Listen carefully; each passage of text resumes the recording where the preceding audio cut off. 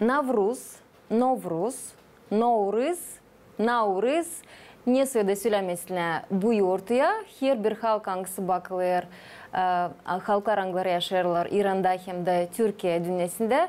Onlar kendicesine bu lafı kullanırlar. Yurtunun büyük manası var. O gösterir yeni günü hem de yeni yılın gelmesini astronomiya hem güneş kalendarına göre. 2009 yılın sentyabrının 30'unda UNESCO bu yurtuyu insanın kültürü varlığı gibi bildirdi. O yıldan beri Mart'ın 21'inde halklar arası Navruz günü nişanlanır. Boşuna bu temayı açıklamayalım çünkü biz de Türk dünyasına gireriz Gagavuzlar. Misafirlerimiz de bu yurtuyu bakarlar, onu nişanlarlar, adetlerini, tradisiyalarını bakarlar. Bizim de konuşmamız olacak doğrudan bağlı bu yurtuyla bizimle birlikte. Gagavuzya'nın filologiya doktoru, Kovrad Devlet Üniversitesi'nde çalışan Güllü Karanfil hem de bizimle birlikte Agası Hun, o da bağımsız jurnalist. Karı Koca bizim stüdyomuzda. Şimdi bu resmi siz de beğeneceğiniz. Sabahınız hayırlı olsun, hoş geldiniz. Sabahınız hayırlı olsun. Hayırlı olsun. Böyle bir güzel iyi keyif hem de ilk yaz havezini getirdiniz bizim de stüdyomuza. Sağ olasınız. Masamızda donaklı. Ben isteyeyim bizim seyircilere söylemeyin. Hepsine bu masada var. Bu büyük çanaktan hangisi yoğurtulu gibi donaklı hem de çaya kadar bizim misafirlerimiz getirirler. Sağ olasınız. Böyle bir güzel yeni gün çeketmesi için. Bir de çeketinin anlatmam. Güllü siz Gagavuzya'yı temsil edersiniz. Siz agası Azerbaycan'ı. Evet. Türk dünyasından iki milletten temsil ediyoruz. doğru güzel bir toplantıyı kurdunuz. Biz dil çoktan nişanladık prost olmak haftasını, yoğurtusunu. Bu yoğurtu hangisi gösteriyor Gagavuzlarda yeni yılın gelmesini, oruca girmeyi. Bu hem de paskelli yoğurtusu onları ikisini birer birleştirdiğinin Navruz oluyor. Doğru. Sizin var kolaylığınız hem bu yoğurtuyu bakma hem de Navruz'u bakma. İkiniz de şanslısınız. Bu yoğurtuya yetiştik. Bu yoğurtunun manası için anlattığının bekim çekitmeye daha doğru olacak. Nice Navruz Azerbaycan'dan nişanlanır. Sizden alalım agası başlayacağız. Tamam. Bu Navruz Bayramı yeni gün, yeni yıl. Aslında bu bizim yeni yılımızdı. Niye göre yeni yıl? Çünkü tabiat yeniden doğulur. Kıştan çıkırlar, insanlar kıştan çıkırlar. Ağaçlar yaprak açır. Bize derler gel gel ayaz günleri, yılın aziz günleri. Çaylar taşsın, dereler taşsın, sel olsun, tahıllar, buğdaylar, tel olsun. Ağaçlar açsın çiçek, yaprağı leçek böyle bir şey var. Herkes bayram eder.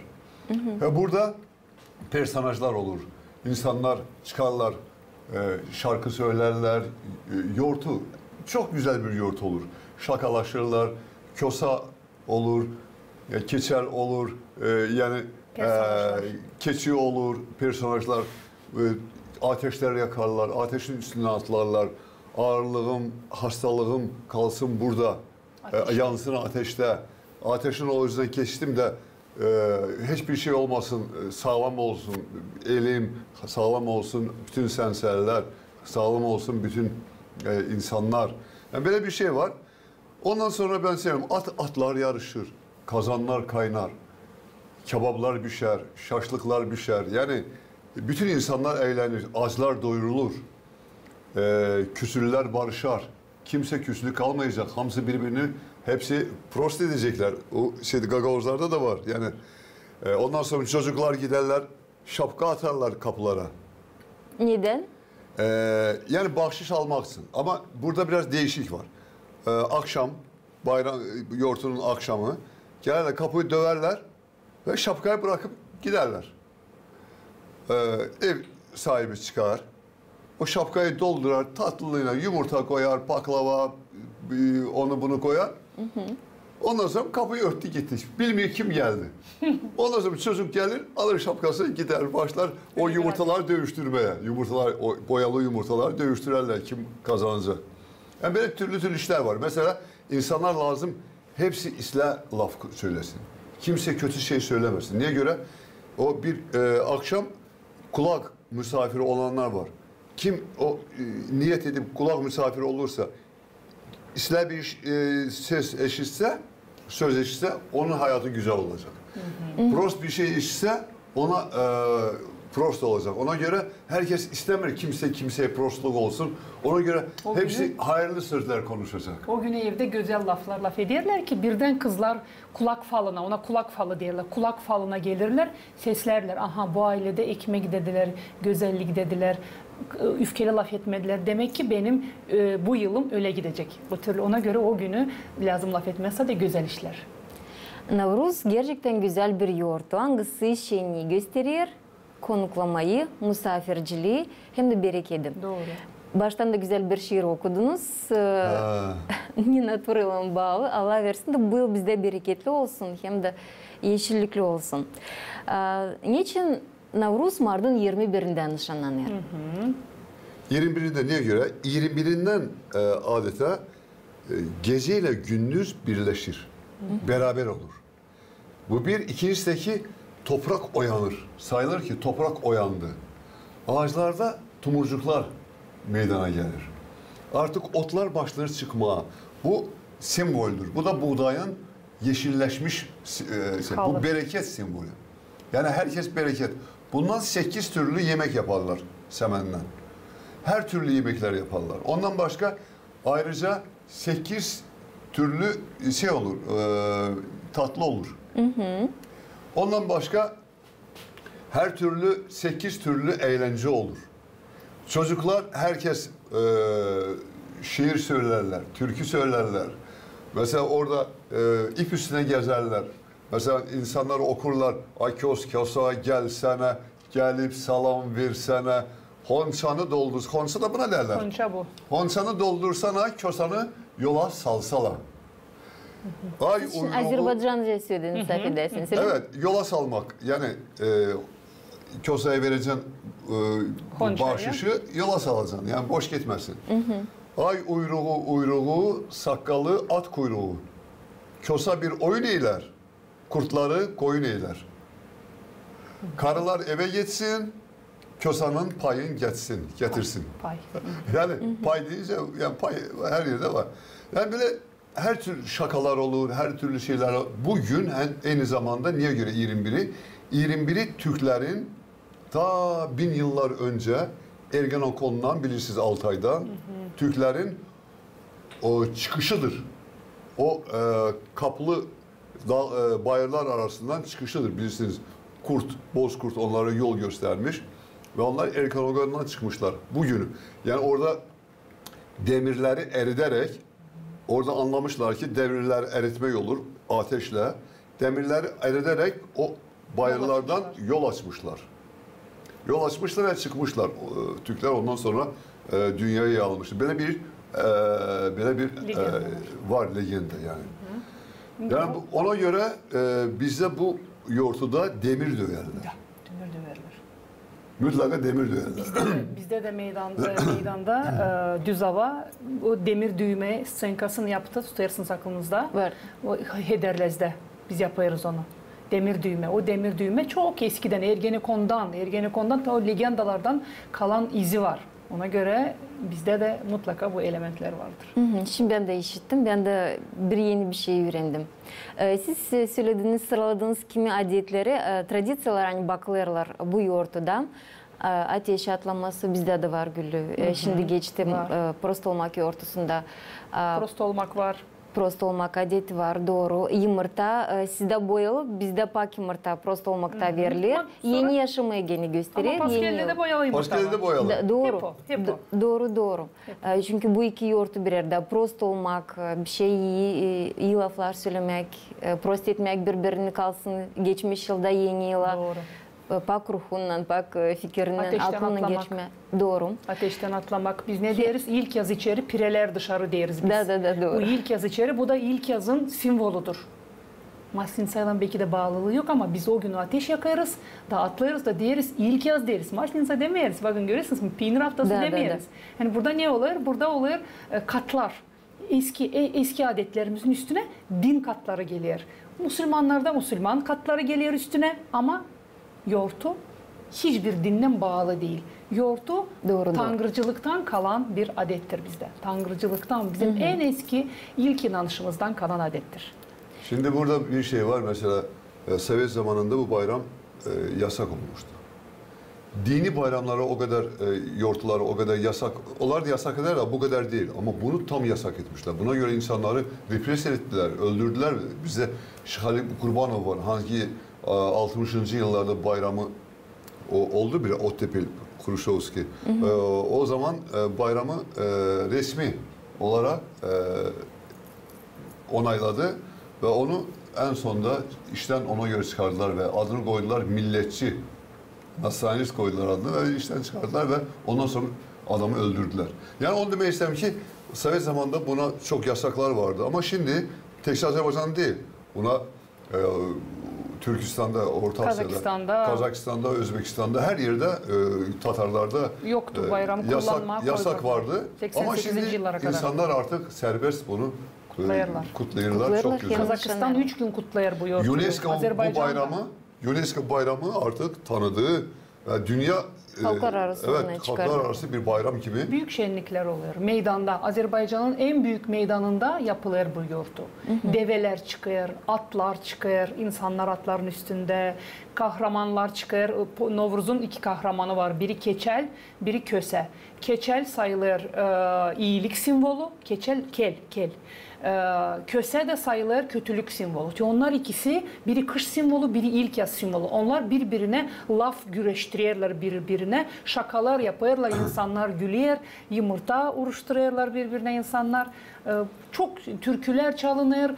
Meydan sabahlenden akşama kadar çok güzel bir görüntü olur. Kazakistan'da da öyle, Özbekistan'da da öyle, Türkmenistan'da da pek güzel. Meydanlarda pek güzel, meydanlarda ateş yakılıyor. Büyük ateşler yakılıyor. İnsanlar şenleniyor. Hani geldi ilk yaz oyun oynayırlar, dans ediyorlar. İnsanlar seviniyorlar hani çıktılar ağır kıştan. Seviniyorlar hani geldi ilk yaz da ilerleyecek öteye doğru da yaşamak. Agası bilir mi hani bu yoğurtuda pay aldı? Çünkü böyle doğudan şıralı anladırsınız hepsi bu yoğurtunca geçer. Ama siz güllü oldum şansınız bu Navruz'a düşersiniz. Elbette ben Azerbaycan'dayken bu yoğurtuya meydana giderdik biz. Meydanda görürdük develer nasıl geçer. Tanınmış aktörler oyun oynuyor o meydanda. Meydan büyük yani şehrin ortasında bir büyük meydan da Kız Galası'nın yanında değil mi? İçeri şehirde yapılırdı. Kız Galası'nda ateş yakarlar üstüne. Ateş getirirler çok uzaktan ve orada yakarlar onu. Onunla da başlar yoğurtu. Öyle mi? Öyle. Atların üstünde geziyerler, yarışlar yapılır, güreşler yapılır. Nasıl da bizde de at yarışı yapılır bilirsiniz. Aytodur gününde ateş yakılır. Valkaneş tarafında ateş yakılır. Aytodur gününde şimdi 23'ü olacak. Bakın görüyorsunuz mu? Bakın Maslinsa hem de neredeyse 1-2 haftanın içinde biz ateş yakarız. Biz Gagavuzlar ateş yakarız. Bu bağlı bizim Novruz'a yani eski bu yoğurtuya bağlılığımız bizim var. Sonra geliyor bir yoğurtu. Yoğurtu değil o bir gün. 40 meçik deriz biz ona. 40 ölen, din için ölen 40 kişinin anma günü. Düşünelim anma günü. Burada o değil yoğurtu değil mi? Burada yok ne sevinme, yok dil lazım. Burada dil lazım işleme. Kanuna göre, Hristiyan yoğurtlarına göre. Ama biz bugünü niye yaparız? Biz bugünü 40 tane arpacık ekeriz. 40 baş soğan, 40 baş kartofi, daha doğrusu kartofi ekeriz. Sonra ne yaparız? Toprağa kazmayla uğrayarız 40 kere. Şimdi diyeceğiniz 40 nereden? 40 o artık ikinci element. O Hristiyanlıktan gelen o 40 ayozun 40'ı, o sıfra oradan geliyor. Ama önemli olan biz ne yaparız? Biz toprakla işlemeye başlarız. Bak o günü. Yeni ilk yazılan bağlı. Biz toprağı işleyeriz. Biz toprağı uyandırırız. Uğrayarız ona 40 kazma da diyorlar. 40 kaşık da kimi yerde diyorlar bu yoğurtu dil lazım. Yani bu yoğurtu. Bu bizim eski Türk yoğurtumuz, eski yoğurtumuz. Ama bu bizim ilk yaz günümüz diyelim. Ama üstüne gelmiş Hristiyan yoğurtusu, Hristiyan günü. O yoğurtu da yok nasıl sayma, yani ölenleri anma günü o sayılır. Ama biz o günü bir sürü iş yapıyoruz toprakla bağlı. Bu doğrudan da Gagavuzların adetlerinde olan tanrıcılıktan kalan adetlerdir. Novruz'dan, adı Novruz olmasa da ilk yazılan bağlı bizim adetlerimizdir. Bilirsiniz biz hep bugün 40 Meçik günü sabahleyin erken Komratlılar ateş yakarlar Tokad'ın yanında. Sabahleyin erken. Sorarız ne için? Toprağı ısıtma derler. Bak görüyorsunuz mu? Bak o günü. Çünkü kimer kere bu yıl 20 bu yıl dün oldu. Günle gece beraberleşti. Ama bıldır 40 Meçik'le bir günden beraberleşti. O 3 gün 4 gün bu geziyer bunlar. Bunlar normal olaylar. Ama te görüyoruz hani biz o günü bu diyelim 2-3 haftanın içinde biz ateş yakarız, üstünden atlarız. Atlarkana Azerbaycan'da derler ağırlığım, uğurluğum yansın ateşte. Ben atlayarım o ateşte yanı. Ben o tarafa atlayarım artık sağlıklı olacağım. Bütün dertlerim, bütün hastalıklarım kalacak. O tarafta artık ben ilk yaza girerim, yeni yıla girerim. Ona göre de yoğurtunun Gagavuzca adını varmaz demeye yeni gün. Yani Nevruz, yeni, Rus gün. O Fars dilinden bir laf. Novruz türlü formalarda kullanılır. Ama bunun bizimce, Türkçe desek buna yeni gün yoğurtusu sayılır bu. Doğrudan da yeni gün, yeni yeşillik. Bunları da söyleyelim. Da. Bekleyin ne zaman geçeceğiz bu güzel soframıza. Bilirmani Navruz'da mutlaka lazım olsun yemekler yapılı, büyüdülmüş buğdaycıktan, yeşilliklerden. Şimdi çünkü güzlükler bizde söyleriz, güzlükler de bizde yeşeryerler. Hem de kırmızı şeritçikle bağlarlar. Niçin kırmızı şeritle? Bayramı. Şimdi bunu ben 2 hafta geri, 3 hafta var nasıl diyelim geri. Ben onu ilkine buğdayı yıkadım. Seçtim oradan bozukları aldım, kırıkları. Onları koydum suya. 3 gün 4 gün beklettim suda. Açan gördüm hani artık onlar filizleniyorlar. Küçücük artık onların filizcikleri çıkıyor. Ben onları çinilere döktüm. Çanaklara döktüm. Yerleştirdim de hep her gün biraz azıcık su döktüm de bu böyle büyüdü. Yetişti bizim Novruz günümüzde bu büyüdü. Bu kırmızı lenta şiritçik yoğurtuyu gösteriyor. Kısmeti, sağlığı gösteriyor. Bu tabiatın uyanışını gösteriyor. Bu gösteriyor hani artık ilk yaz geldi. Eğer bu büyüyün, bu bereketi gösteriyor. Böyle. Tatlılıklar dolaya. Ne yapılır? Yemekler ne yapılır?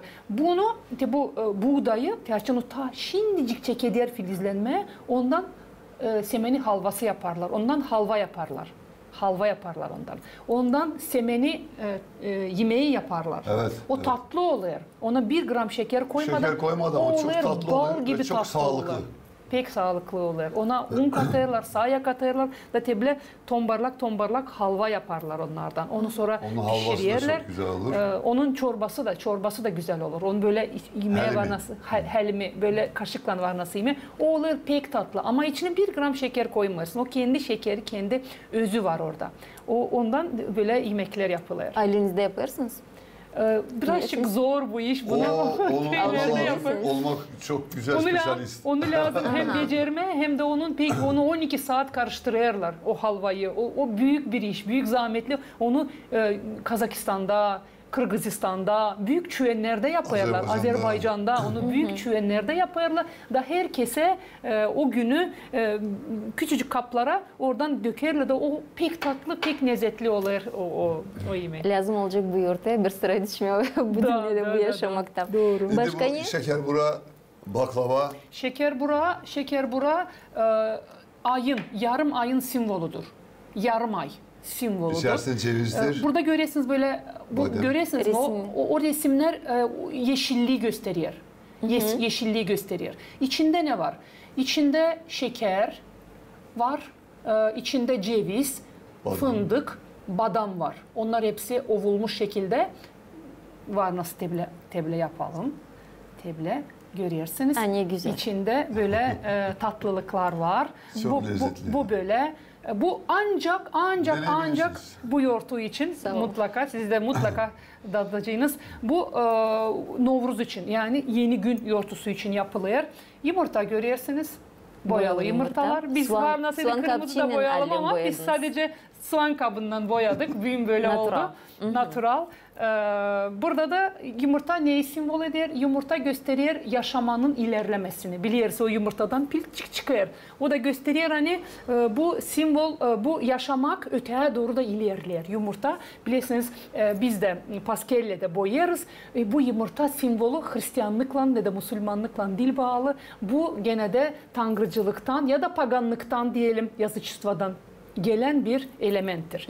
Daha sonra biz ne görüyoruz? Bu güneş formasında görüyorsunuz. Güneş formasında içinde bunun tuzlu, ne var bunun içinde? Un, tuz, sağ yağ, hem de içinde de karabiber böyle başka otlar var böyle.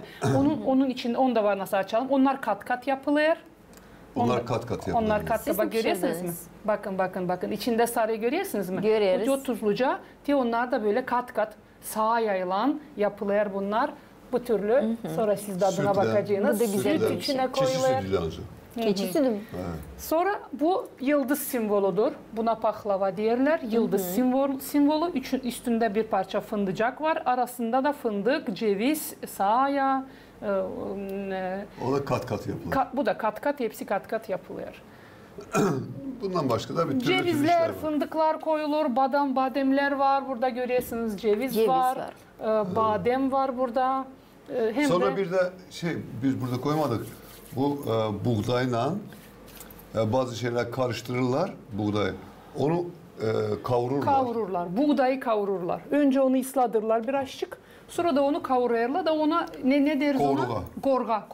Korga deriz ona. O da bereket simvolu. O da böyle semiçka gibi O da var çocuklar yerken var böyle nasıl yemeği yerler. onu. Çünkü o ıslanmış, o da kavrulmuş da onlar kırt oluyor. Onu var nasıl Yani yemeği. o da ancak ilk yazda, yani bu bayramda yapılan. Bu bayramda yapılan bunlar ancak bu bayramda yapılan işler bunlar. Herkes böyle kelagay giyer, güzel giyerler. Gençler mesela tanışırlar o günde. Sevgililer birbirine misafir giderler. Nişanlı kızlara, nişanlı olanlar hediye gönderirler. Getirirler, görüşürler. Birbirine şarkı, türkü söylerler. Böyle güzel bir gündür. Eğer nişanlı ailede nişanlı kız, nişanlı çocuk varsa o çocuk tarafı geline honçalar götürüyor. Çiçekler gider. Honça derken bak böyle dolu tatlılıklar ayrı ayrı cevizler gider, ayrı bir honça tatlılıklar gider, bir honça güzel giyimler alınır kıza geline de onlar böyle bir 10-15 kişi çocuk evi giderler nişanlı kızın evine o bağışları verirler. Yani Siz ne kadar anlattınız? Bir günde bu yoğurtu geçemez. Kaç gün nişanlanır? Bu bir ay buna bir hazırlık ay önceden. gider. Her çarşamba ateşler yakılır ama 4 hafta çarşamba günleri. Bayramın en böyle güzel günü 20, 21, 22. 3 gün.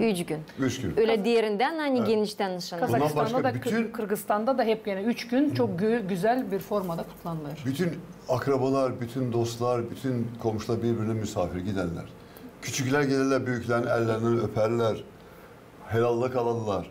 Yani böyle bir şey var yani. Herkes yani dediğim gibi birbirini prost ederler, küsürler, barışır, güzel olur yani birbirine dost olurlar herkes. Yani böyle bir şeydir.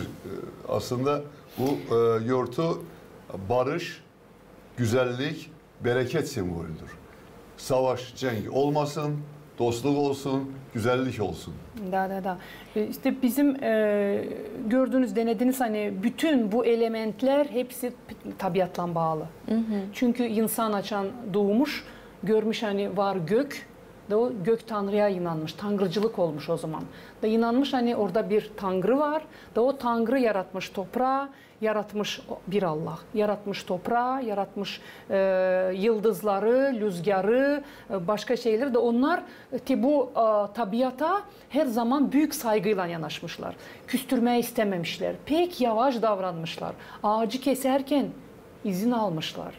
Demişler ki ağaç beni prost et. De biz lazım seni keselim çünkü benim uşaklarım soğukta. Büyünde Sibir Türkleri, Sakalar bu adeti kullanıyorlar. Bizde de bu var. Gagavuzlarda da bu var. Açan ağaç vermiyor meyve. Ne deriz biz ona? Kılınır surma nacakla da deriz. Bu yılda vermesen meyve ben seni keseceğim deriz. Var mı? Korku deriz. Mi? Korku Doğru, deriz ağaca. doğru. Burada ne görüyoruz? Burada bağlılık şamanlıkla gidiyor. Bağlılık eski tangırcılıkla gidiyor. Biz ağaçla laf ediyoruz. Büyünde Sibir halkları, Sibir Türkleri, Altaylar, Yakutlar, Çuvaşlar onlar da büyünde bu ağaçlarla büyük saygı, ağaçları kırmama, ağaçları saygı duyma adetleri var. Tabiatla laf etme adetleri var. Bu ilk yaz dediğim gibi hiçbir dine bağlı olmayan, tabiata bağlı olan bir yortudur. Ona göre biz de bu yortuyu burada göstermek için böyle bir şey hazırladık ki Gagavuzlar da görsünler hani, Gagavuzlar da bilsinler hani 40 Meçik günü bizim toprakla yaptığımız işlerimiz o tangırcılıktan kalan adetlerimizdir. Çay da isteyeyim söyleyeyim. Yani bütün kaplar hem de çay Azerbaycan çayı. Doğru. Onlar da şimdi masamızda. Tadına da bakmanızı isterim çünkü orada türlü işler var o çayın içinde. Bakın tadına, bakın tadına. Bakın tadına. Bu filcanlar onlar Türk dünyasında kullanılır. Türkiye'de, Azerbaycan'da da. Neyse onu söylersiniz. Bunlar Azerbaycan, bu filcanlar Armuda benzediği için bak bu armut gibi beli incelir. armuda benziyor. Mesela Türkiye daha çok ince belli değiller. Beli ince olduğu için. Ama armuda benzediği için. Çayın içinde var karanfil. Biz gvazdika deriz değil mi? Karanfil var. Fasıl bir dadı ben şu an söylemeyeceğim de hepsi işte. Sonra içinde ne var da? Ne var türlü işte. Esasında çaydır yani.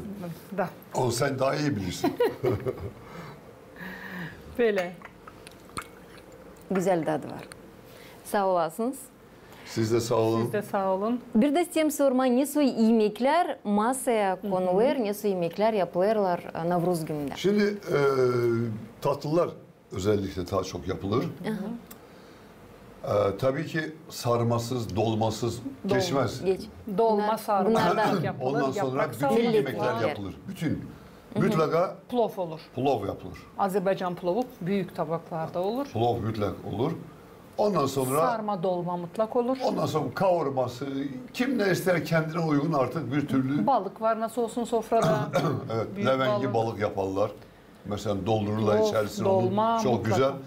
Bir de Azerbaycan'ın türlü bölgelerinde o yöreye uygun yemekler yapırlar. Mesela Lenkeran'da bir türlü yapırlar. Kuba'da başka türlü. Bakü'de biraz değişik. O yerin daha çok ne öğretirse ona uygun daha çok yapar. Ama plov mutlaka her bir evde Azerbaycan plovu mutlaka masanın üstünde. Onu da o kadar güzel yaparlar, o kadar onu güzel donatırlar. Hani kıyamırsın tadına bakma o kadar bunun kadar güzel bir plov oluyor. Ayrıca O mutlak sofrada plov da olsun. seçilir. Mesela Bakü plovu, Karabağ plovu, Gence plovu, tane türü Nakçıvan var. plovu, Lenkeran plovu biraz değişir kendine göre ama hepsi de lezzetli. Ama ortak bir plovdur. Plovun dilsadi dış güzelliği var ama onun tadı da güzel var. Elbette. İçine de çok işler konuluyor. İçine giriyor hurma, tebu hurma diyelim, tebu böyle hurma. İçine giriyor turşu deriz biz onlara ama bizim turşu değil. Kurusu, zerdeli kurusu giriyor, alça kurusu giriyor. Onlar tebu etle, yağıyla onlar pişiyorlar. Kuru onlar meyveler. bir yerde, kuru meyveler. Yani orada çok türlü et de olur. Mesela kuş etiyle olur. Mesela olur kuzu etiyle. O da türlü plov. Sarı oluyor. Pilavlar da çok. Sarı kök ona vururlar. Sarı kök, Türlü türlü işler var. kokuluklar konulurlar. var da. Yani pilavların üstünde mesela sütlaç mesela deriz. O sütle yapılan var. Yani pilavlar da o kadar çok ki, o kadar türlü ki. Ama bu sofrada mutlaka plov vardır. Doğru. Aha. Ben kimi yerlerde haberleri okudum internette. Hani Navruz'da 7 günah varmış. Bir yerde yazıyor 7, bir yerde yazıyor 9. Bunun için ne söyleyeceğiz? Nesi o 7 ya da 9 günah Navruz'da? Böyle var mı bir Günah şeyler mı? sizde? Günah, evet. Yok, günah yalan konuşmak, hırsızlık etmek, Etmemek. küstürmek, bunlar günahtır. Bunlar günah sayılır. Onlar Yani normal bütünden hayatta günah. olan şeyler günahtır. Ama bu yoğurtda yok mu öyle? 7 günah, hiç öyle Yok, okudum. bu yoğurtuda özellikle insanları küstürecek, insanları incitecek hiçbir şey olmaz. Bu yoğurtuda mesela normal günlerde Allah bunu mesela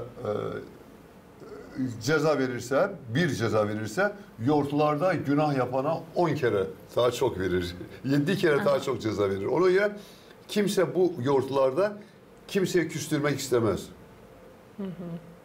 Bu yoğurtlarda mesela evler, dükkanlar açık kalır. Kimse kimin bir şeyine bakmaz. Bakmaz, doğru. Açık, hatta dükkanlar o eskiden o altın dükkanları açık koyardılar, giderdiler yoğurtlara. Oradan kimse bir şey almazdı. Çünkü bu yoğurtuda ona dokunmaz olmaz. Hiç kimse kimseye dokunmaz. Evler açık kalırdı evler. İnsan gitti meydana yoğurtuya bir gün eğlenir. Kimse kimseye dokunmaz. Herkes herkese yardım eder. Yani küsürler bir araya gelirler. Konuşurlar. Yani böyle bir şeydir yani. Kimse günah işletmeye hatta korkar bile Allah'tan. Maimin bütün yılın sırasında hepsi 365 gün içinde olsun Navruz da bile insan yaşasın. İnsan sevinsin Güzel. ilk yazadan. Evet. Doğru. Yok Miciğim, sormayayım sizin tübiteykalarınız için, şapkalarınız için. Böyle güzel donanmışsınız, giymişsiniz. Bu yoğurtuda Navruz'da hepsi bu takım... Bu yoğurtuda mutlaka lazım yeni, her bir insanın üstüne lazım olsun bir şey yeni. Mutlaka bir adettir. Çünkü bizde paskeli taylar giyiyor. Mutlaka bir gölmek mi ya da bir fistan mı ya da neyse mutlaka lazım olsun yeni. Bu bir mutlaktır. Size şimdi yeni bir şey var mı? Var. Şimdi giydiniz mi bugün? Var. Ondan başka şapkaları ne için giydik? Göstermek için. Şapka bilirsiniz nasıl. Mesela Özbekistan'da, Türkmenistan'da, Herkesin kendi şapkası var. Kazakistan'da, Azerbaycan'da bunlar giyilir. Arakçın deriz biz. Hatta Türkiye'de var.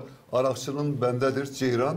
Sermişim çemendedir ceyran. Yani Arakçına bağlı. Yani bizde en de çok o gagavuzlardaki var. Topaka. Şapka. Kalpak. Onu da çok giyeriz. O bende var ama Türkiye'de şimdi. O kışın bu orada kaldı. Yani kadınlar ise daha çok kelagayı denir buna. Bu onun şarf forması. Bunlar özel ipekten dokunmuş şey olur. Bunlar gelinlerde, kadınlarda, kızlarda bunları giyerler. Ve her yaşa uygun da kendi kelayalar olur. Yani ki böyle... Bu biraz şimdi modern şarf gibi ama onlar çok büyük olur o kelagaylar. Çok büyük olur da onu böyle atarsın sırt şeyine böyle çeviriyorsun. Birazcık yaşlı olanlar kafalarına örterler. Kim nasıl ister o türlü o güzel, daha çok atarlar incelik simvolu gibi. Bunlar görüyorsunuz burada Azerbaycan'ın buta var burada. Buta. İnyana benzeyen formalar var burada. Yani Azerbaycan'da bu buta çok sayılan bir nakış diyelim. Kız galası kendisi de yukarıdan baksak. Diyelim. Hatta kız galası böyle butaya benzer. Yukarıdan baksak kız galasına, kız kulesine, Deviçe Başnya var, kız kulesi. O da bu buta formasındadır, formasıyla.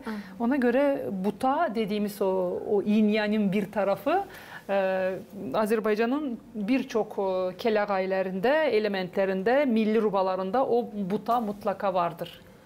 Türk dünyasında buta ile 8'li yıldız, 8 gülşeli yıldız bu çok yaygındır yani. Bu bütün desenlerde kendini göstermektedir. Bir bilseydim hani böyle şapkalar giydiniz. Bende de Uzbekistan'dan bir bahşiş böyle var. Ben de onu takacağım kendime. Böyle güzel yoğurtu için hani Navruz'u getirdiniz bize de GRT'ye, Gagauziyemize sağ olasınız. Yerlerinize sağlık. Siz de sağ olun. Yoğurtunuz kutluca olsun. Yoğurtumuz Sağ olun. kutluca olsun. Yoğurtumuz Hepsimizin kutluca olsun. İlk yaz İlk yazın yoğurtları bizde gelmesi. de var. Bütün İlk yazın gelmesi bizde var. Sevimli, pahalı dinleyicilerimize, seyredicilerimize de bayram yoğurtu kutlu olsun diyoruz. Allah her zaman güzellikler versin, cenk olmasın, her zaman olsun bereket, sağlık, kısmet olsun. Her evde, her insanda, Gagavuzya'da olsun güzellik. Gagavuz insanı yaşasın daha güzel, her gün olsun kısmetli. Bu insanlarla hiçbir savaş olmasın, hiçbir cenk olmasın, olsun bereket, sağlık olsun, hem kısmet. olsun. Gagavuzlar çok güzel derler buna. Evet. Sağlık, Doğru. Allah versin sağlık, kısmet hem bereket. Doğru. Doğru. Onlar Herkese. önemli. Sağ olasınız. Şimdi de üstüne geldi dirlik. Dirlik de şimdi önemli. Çünkü komşu tarafta gidiyor kötü olaylar, cenk gidiyor. Sanıyorum hani tezlikle bitecek de ilk yaz herkes için, bütün dünya için ilk yaz lazım olsun. İnsanların kalbinde o ilk yazın sıcaklığı lazım olsun. Gerçekten insanların kalbinde o sıcaklık var. O zaman dünya da güzel olacak. Böyle. Sizin laflarınızdan sonra kalma başka bir şey söyleme. Sadece Allah versin ya dua ettiniz. Her bir eve gelsin mutluluk. Yoğurtumuz da kutluca olsun. Yeni yıla güzel, iyi bir havezle, iyi bir halın, bereketle adımlayalım. Çok sağ olun. Çok sağ olun. Sağ olun. Ben de istedim bizim seyircilerin aklarına getirtme. Hani Navruz bayramı için, yurtusu için bu sabah konuştuk. Laf ettik bizim misafirlerimizle. Artık tanıyorsunuz hem de bilirsiniz. Güllü Karanfil, filologiya doktorum, Kumrat Zilet Üniversitesi'nin yöneticisi, çalışanı hem de bizimle birlikte Agası Hun, o da bağımsız jurnalist Kara Koca bizimle birlikteydi bu sabah stüdyomuzda. Programımız ilerler, kalın bizimle.